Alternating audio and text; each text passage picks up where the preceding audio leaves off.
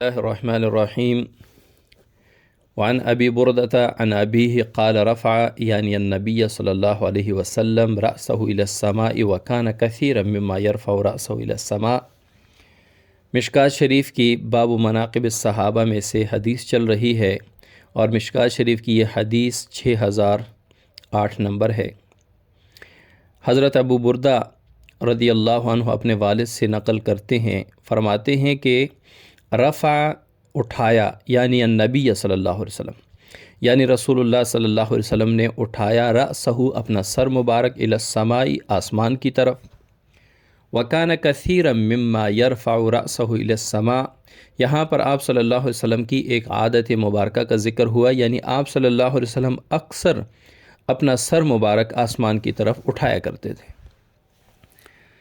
جب آسمان کی طرف سر اٹھایا فقال، تو فرمایا النجوم امنۃ للسماء، ستارے آسمان کے لیے امن و سلامتی کا باعث ہیں۔ فَإِذَا ذَهَبَتِ النُّجُومُ أَتَى السَّمَاءَ مَا تُوعَدُ، جب یہ ستارے چلے جائیں گے تو آسمان پر وہی چیز آئے گی جو اس کے ساتھ موعود و مقدر ہو۔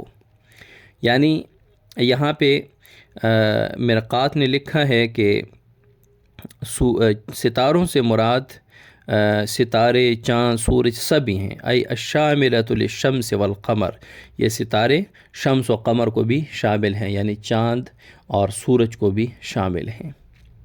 تو فرماتے ہیں کہ جب ستارے چلے جائیں گے تو آسمان پر وہی چیز آئے گی جو آسمان کے ساتھ وعدہ کیا گیا ہے، موعود ہے، مقدر ہے۔ جیسے اللہ تعالیٰ فرماتے اذا الشمس کورت، جب سورج کی روشنی ماند پڑ جائے گی یا جب آفتاب بے نور ہو جائے گا، وَإِذَا النُّجُومُ انْكَدَرَتْ، اور جب ستارے ٹوٹ کر گر پڑیں گے۔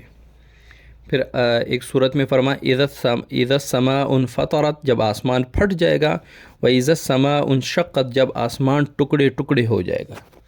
یعنی جو آپ صلی اللہ علیہ وسلم فرماتے ہیں کہ جو آسمان کے لیے موعود و مقدر ہو وہ کیا ہے؟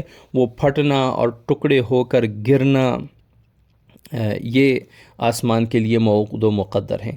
یعنی جب تک یہ سورج، چاند، ستارے ہیں تو آسمان بھی اسی طرح برقرار ہے۔ جب یہ سورج کی روشنی ماند پڑ جائے گی، ستارے ٹوٹ پڑیں گے، تو اس وقت یہ آسمان بھی گر پڑے گا، آسمان بھی ٹوٹ جائے گا، ٹکڑے ٹکڑے ہو جائے گا، پھٹ جائے گا۔ وَأَنَا أَمَنَةٌ لِأَصْحَابِي، آگے رسول اللہ صلی اللہ علیہ وسلم فرماتے ہیں کہ میں اپنے صحابہ کے لیے امن و سلامتی کا باعث ہوں۔ فَإِذَا ذَهَبْتُ أَنَا أَتَى أَصْحَابِي مَا يُوعَدُونَ، جب میں چلا جاؤں تو میرے صحابہ پر وہی حالات آئیں گے جو ان کے ساتھ موعود و مقدر ہیں۔ کیا مطلب؟ مراد فتنہ و فساد، اختلافات، نزاعات اور آپس میں جنگ و جدال اور بعض عربی قبائل کا مرتد ہو جانا، یہ ان پر یہ حالات آئیں گے۔ جب تک آپ صلی اللہ علیہ وسلم رہیں تب تک یہ حالات نہیں آئے تھے۔ جب آپ صلی اللہ علیہ وسلم دنیا سے پردہ فرما گئے تو آہستہ آہستہ یہ حالات بڑھنے لگے۔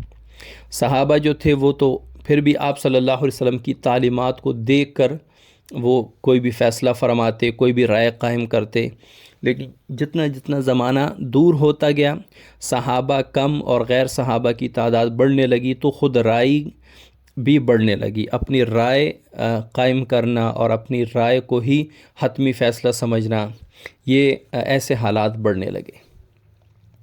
تو آپ صلی اللہ علیہ وسلم نے فرمایا کہ میں اپنے صحابہ کے لیے امن و سلامتی کا باعث ہوں، اور فَإِذَا ذَهَبْتُ أَنَا أَتَى أَصْحَابِي مَا يُوعَدُونَ، جب میں چلا جاؤں گا تو میرے صحابہ پر بھی وہی حالات آئیں گے جو ان کے ساتھ موعود و مقدر ہوں۔ پھر آگے فرمایا وَأَصْحَابِي أَمَنَةٌ لِأُمَّتِي، یہ اس جملے کے لیے اس حدیث کو اس باب میں بیان کیا گیا کہ میرے صحابہ میری امت کے لیے امن و سلامتی کا باعث ہیں۔ فَإِذَا ذَهَبَ أَصْحَابِي، جب میرے صحابہ چلے جائیں گے دنیا سے، عطا امتی ما یوعدون، میری امت پر وہ حالات آئیں گے، میری امت وہ حالات دیکھے گی جو ان کے ساتھ موعود و مقدر ہوں۔ کیسے؟